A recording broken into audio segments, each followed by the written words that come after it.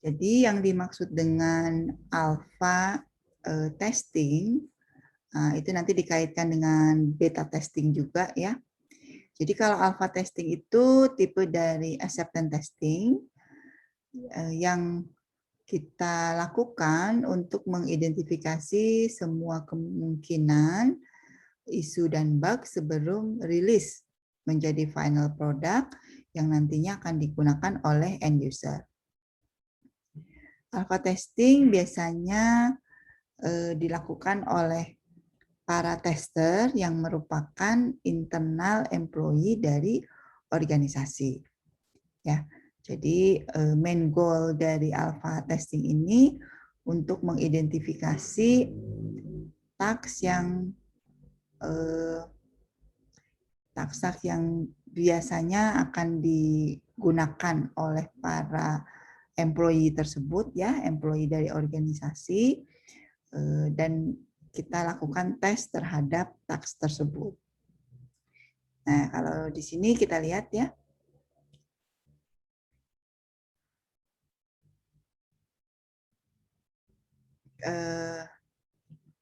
kenapa disebut alpha testing? Karena dia itu dekat ke akhir dari development dari software tersebut sebelum memasuki yang disebut dengan beta testing. Kalau the fokus dari alpha testing ini menstimulate real user by using a black box and white box technique ya. Jadi kita kalau selama ini testing ini kan dilakukan oleh tester, bagian dari developer atau pihak ketiga yang mensupport tim developer. Kalau sudah memasuki ke alpha testing itu nanti dilakukannya oleh the real user ya, the real user yang employee dari organisasi tersebut yang testing ini nanti menstimulan penggunaan dari software tersebut. Jadi benar-benar sudah di akhir development. Jadi ketika sistem itu kita nyatakan selesai dari sisi development ya, kemudian diuji oleh tester dari pihak developer. Nah, itu belum bisa dirilis kalau belum di-accept oleh para user ya yang memiliki pekerjaan. Nah, sebelum memasuki user test acceptance itu ada yang disebut dengan alpha testing ya. Jadi alpha testing ini usernya mencoba ya. The real user mencoba aplikasi dan diharapkan sih sudah tidak ada bugs lagi gitu ya, sudah tidak ada isu, tidak ada bugs karena ini calon the real user yang akan menggunakan. Itulah yang disebut dengan alpha testing ya. Dari gambaran di sini kita bisa lihat setelah sistem testing masuk dulu ke alpha testing, barulah ke beta testing, dan alpha serta beta testing inilah yang disebut dengan user acceptance testing. Nah, beta testing ini sama sebetulnya ya, performed by a real user of the software application in the real environment. It can be considered as a form of external user acceptance ya. Jadi selain real user ya, di beta testing ini juga dipastikan real environment. Ya, jadi betul-betul kalau web dia sudah di hosting, kalau mobile dia betul-betul sudah ada di Play Store, kemudian di-download, di-install gitu ya, benar-benar real environment-nya. Dan tentu saja ini cukup kompleks ya, karena real user ini seharusnya ada kategori-kategorinya ya, tetapi kalau sudah bicara real environment, kita harus menspesifikasikan environment-nya harusnya seperti apa. Misalnya ya untuk mobile apps, kita membangun game harus dipastikan dulu, ini game ini ditujukan untuk kondisi environment seperti apa. Misalnya Androidnya Android versi berapa gitu ya. Nah ini karena real environment ini kalau kita tidak spesifikasikan di awal, tentu menyulitkan pada saat testing. Banyak kok sistem sudah berjalan dengan baik, sudah bagus, tetapi real usernya menggunakan berbagai gadget yang beragam dan mengklaim nggak bisa di HP saya nggak bisa, di HP saya nggak bisa. Nah kita user atau sebagai developer tentu saja harus memastikan sistem sudah berjalan ya di tempat user. Dan kita juga harus melihat usernya menggunakan apa sih. Oh, ternyata dia menggunakan HP yang beragam gitu ya. Wah, yang iPhone ternyata nggak jalan gitu, dan lain sebagainya. Nah ini, jadi beta testing ini real user, real environment ya, itu di dalam kutip ya, quote and quote. Nah, can be considered as a form of external user acceptance testing. It is the final test before shipping a product to the customer. Jadi benar-benar tes akhir sebelum betul-betul dirilis ke customer. Direct feedback from customer is a major advantage of beta testing. This testing help to test product in customer environment. Jadi ya benar-benar sebelum launching, sebelum shipping, dipastikan dulu ada feedback dari para beta tester ini. Jadi beta tester ini real user in real environment, ya bisa jadi dia adalah si customer ya. Jadi tidak employee lagi, tetapi betul-betul yang akan menggunakan sistem tersebut ya. Jadi bedanya apa? Beta alpha testing dengan beta testing. Nah, ini ya. Jadi kalau di beta version of software is released to a limited number of end user of the product to obtain feedback and the product quality. Jadi dirilis dulu tetapi ke end user yang terbatas supaya dapat feedback ya. Feedbacknya itu bisa saja yang positif, misalnya sudah baik, atau yang justru masih negatif ya. Misal susah digunakan, usability-nya tidak enak dan lain sebagainya ya. Atau nemu bugs. Nah, kalau nemu bugs sih fatal ya. Seharusnya bugs ini kita selesaikan di unit testing bahkan ya, sebelum sistem testing. Tetapi kalau masih bocor, loss gitu ya, sampai ke beta testing masih nemu bugs ya, luar biasa effort untuk memperbaikinya.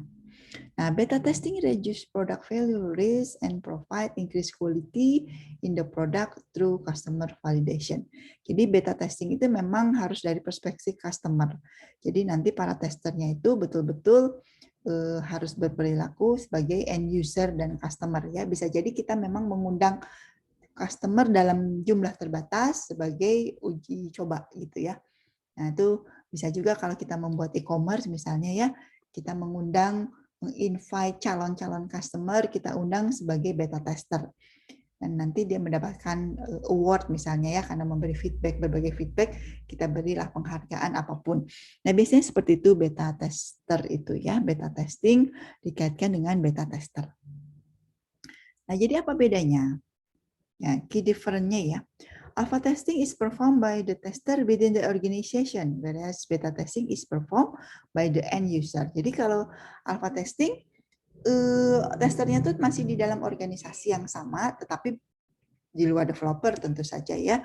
Jadi apalagi kalau misalnya aplikasinya ditujukan untuk organisasi, internal organisasi, maka kita mengundang internal organisasi itu sebagai uji coba ya. Kalau beta tester betul-betul nanti end user-nya atau customer-nya. Jadi lebih luas lagi. Alpha testing is performed at the developer side, whereas beta testing is performed at client location. Jadi kalau alpha testing masih di environment-nya developer. Jadi dipersilakan uji coba, tetapi di side di developer. Sementara kalau beta testing harus di client environment, ya. Jadi betul-betul sudah digunakan di client environment. Jadi bisa saja ya kalau alpha testing ini kita mengundang internal organisasi untuk uji coba dan nanti ketika melakukan testing itu sistemnya udah disiapin gitu. Kalau misalnya game ya kita siapin gadgetnya untuk menguji coba game tersebut. Itu masih alpha testing. Tapi kalau sudah beta testing, kalau kita membuat game misalnya ya, itu harus dipastikan sudah dideploy di lingkungannya para customer tersebut. Jadi uji cobanya harus di-download dulu, dipasang dulu. Nah, feedback-nya juga feedback sesuai dengan lokasi klien, ya, lingkungan kliennya. Reliability and secure testing are not performed in depth in alpha testing, while reliability and secure and robustness are checked during beta testing.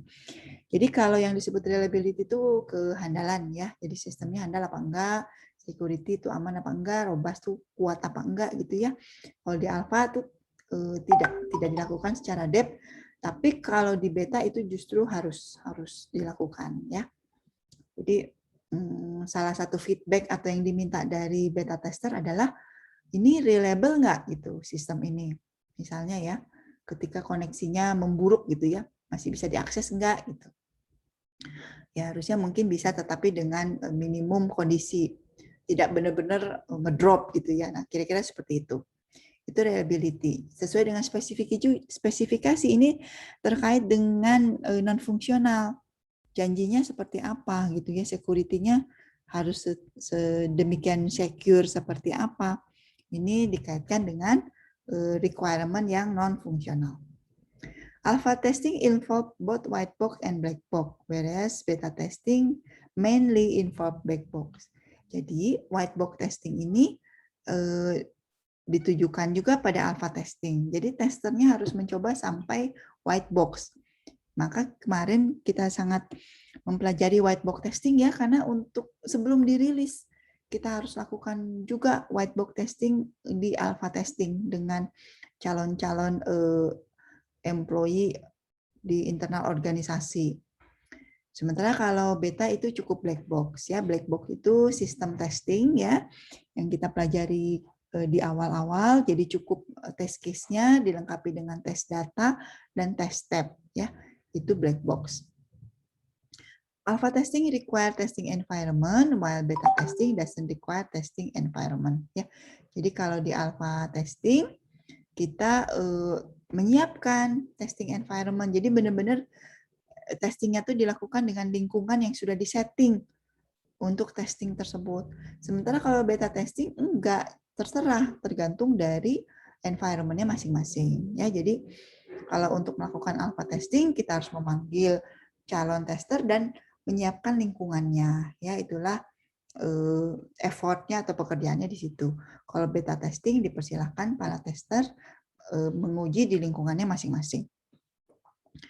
Alpha testing require long execution cycle, where beta testing require only few weeks of execution. Jadi kalau benar-benar aplikasinya bagus banget gitu ya, yang akan diuji cobakan secara serius, maka alpha testingnya itu panjang ya. Kalau beta testingnya few weeks, beberapa minggu juga ya, jadi harus diuji coba beberapa minggu.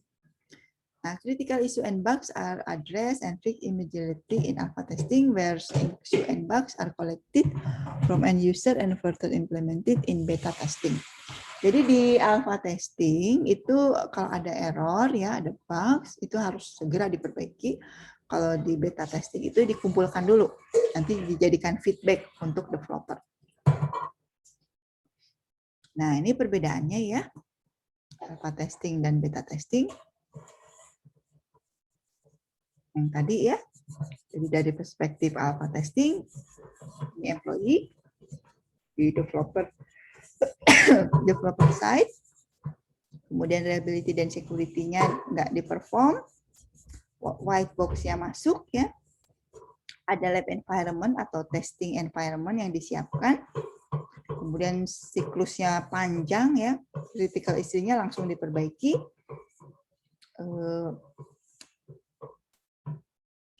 memastikan quality sebelum masuk ke beta testing. Nah, kalau beta testing betul-betul client, end user atau customer, kemudian dilakukan di client location ya atau di end user environment, kemudian mengecek reliability, security dan robustness. Biasanya menggunakan black box testing.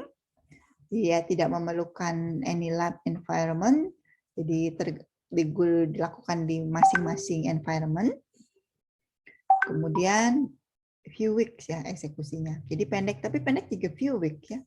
Kemudian feedback isunya di-collected, tidak langsung diperbaiki. Kemudian beta testing konsentrasi di quality of the product, but gather user input on the product and ensure the product is ready for the real-time user ya. Jadi ini alpha dan beta perbedaannya seperti itu. Nah, ini ada beberapa tipe beta testing. Ada yang tradisional, ada yang public, ada yang technical ya. Jadi fokus beta, kemudian post release. Jadi kalau yang tradisional ini didistribution ke target market dan kemudian semua feedbacknya di-gather ya. Kalau yang public, ini produknya ke outside world via online channel and data gather from anyone. Jadi kalau public betul-betul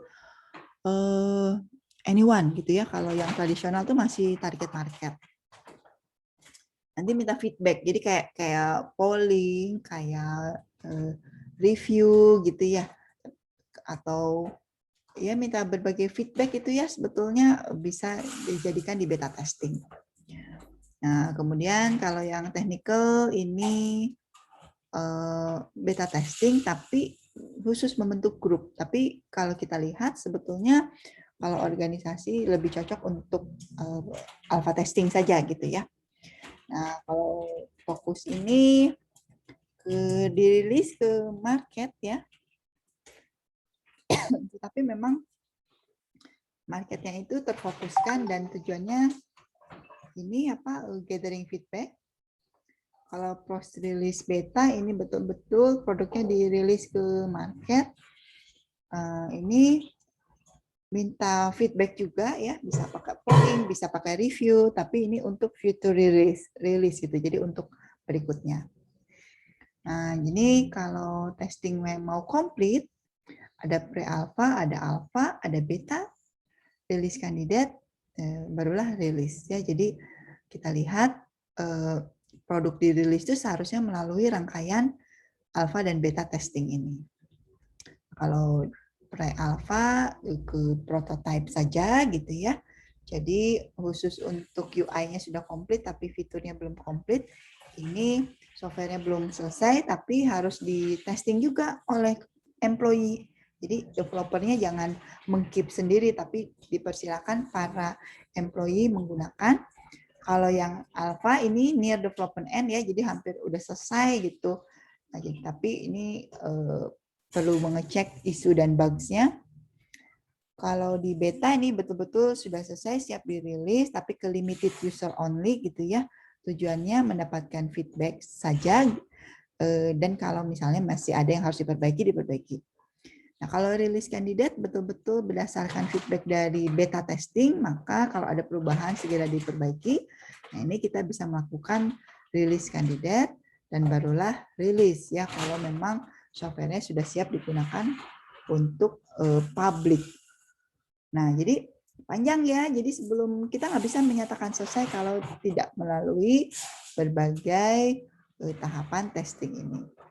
Nah, untuk selanjutnya kita lihat apa entry kriteria ya, jadi input untuk alpha testing, lalu luarannya apa ya, exit kriteria dari alpha testing, sama kalau dari exit alpha testing masuk ke beta testing ya, exitnya seperti apa, kemudian keuntungannya ya, keuntungan masing-masing alpha dan beta serta kerugian alpha dan beta ya. Kemudian di sini ada beberapa mitos. Mitos-mitosnya ada yang bilang too late ya, udah akhir baru dites. Enggak, karena kalau ini alpha beta ini dites setelah selesai semua ya, sistem testing sudah, unit testing apalagi. Ya, jadi ini help highlight crucial isu ya. Jadi kalau di alpha beta ini fokusnya kepada isu-isu krusial dan untuk mendapatkan user feedback. Jadi betul-betul user, jangan developer lagi. Jadi ada yang bilang juga sama aja alpha beta tuh. Nah, kalau di sini kita lihat ya environment-nya berbeda. Tentu saja effort-nya berbeda juga dan hasilnya akan berbeda juga. Beda ya, menguji di HP saya dengan di HP kalian tentu saja berbeda. Menguji di laptop saya dengan laptop kalian berbeda juga. Ya, itulah fokus di beta testing. Ada yang bilang consuming, difficult dan time consuming. Ya betul ya, memang memerlukan waktu dan sulit, tetapi seiring dengan experience, tentu saja ini akan menjadi lebih mudah dan tujuannya tercapai, yaitu mendapatkan feedback. Kita ini suka males dapat feedback ya. Kita bikin takut banget dapat feedback kalau feedbacknya negatif. Padahal sesungguhnya feedback atau review dari user itu sangat kita perlukan. Jadi kalau kita sudah rilis ya, misalnya ke Play Store, ya kita harus dapat feedback kan sebelum betul-betul diakui. Nah, jadi dapat berapa rating ya, rating berapa, bintang berapa, dapat komentar. Nah, seharusnya itu dipersiapkan ya nanti sebelum betul-betul rilis versi yang sudah baik. Nah, ini sebetulnya ya. Jadi inilah mitos-mitos dan conclusion-nya. No matter how many tests you perform, how many bugs you kill, your software is useless if your end user do not like it. Ya, jadi secanggih apapun kalau end usernya nggak suka, ya gimana gitu ya.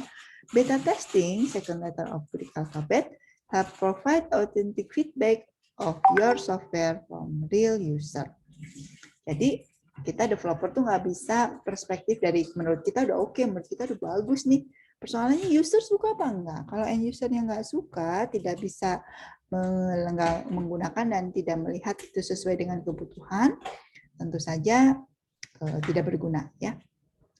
Alpha testing, alpha ini adalah first letter in Greek alphabet, helps stimulate real user environment before the software is sent for beta testing and help shape a stable software candidate eligible for beta testing. Alpha and beta testing are indispensable in your testing life cycle. Jadi alpha beta testing itu di ujung ya, selesai life cycle testing, kita tetap melakukan alpha dan beta testing. Ini dalam rangka menyiapkan stable software kandidat versi yang sudah stabil, yang benar-benar bisa dipersiapkan dirilis ke user. Nah, demikian terkait alpha dan beta testing. Mudah-mudahan bisa dipahami termasuk benefit atau kenapa alpha beta testing ini penting dan tentu saja perbedaan di antara keduanya.